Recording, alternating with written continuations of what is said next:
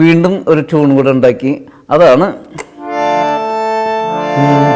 ധീരി ധാരി ദിരി ധാരി ധാരി ദിരി ധാരി ദിരി ധാരരാധി ധീരെ ധീരെ ധാരരാധി ധാരി ദിദി ദിദി ദിദി ദിദി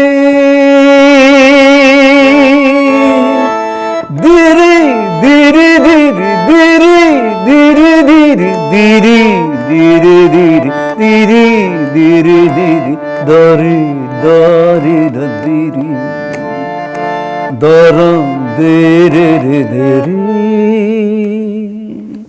ഈ ട്യൂൺ അവർക്ക് ഭയങ്കര ഇഷ്ടപ്പെട്ടു. അങ്ങനെ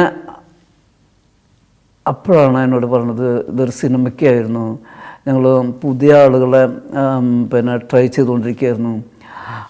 അതുപോലെ നമ്മൾ പല സ്ഥലങ്ങളിൽ നിന്നും പല ആളുകളും വന്നു, അവർക്ക് ഇഷ്ടപ്പെട്ടിട്ട് ബോംബെയിൽ നിന്ന് വരെ വന്നു എന്നാണ് രാജുവിനോട് പറഞ്ഞത്. അപ്പോൾ അതൊന്നും അവർക്ക് ഇഷ്ടപ്പെട്ടില്ല. എന്തോ ദൈവം എന്നെ എനിക്കൊരു നല്ല സമയം തന്നു, അവർ എന്നെ ഒരു മ്യൂസിക് ഡയറക്ടറായിട്ട് അംഗീകരിച്ചു.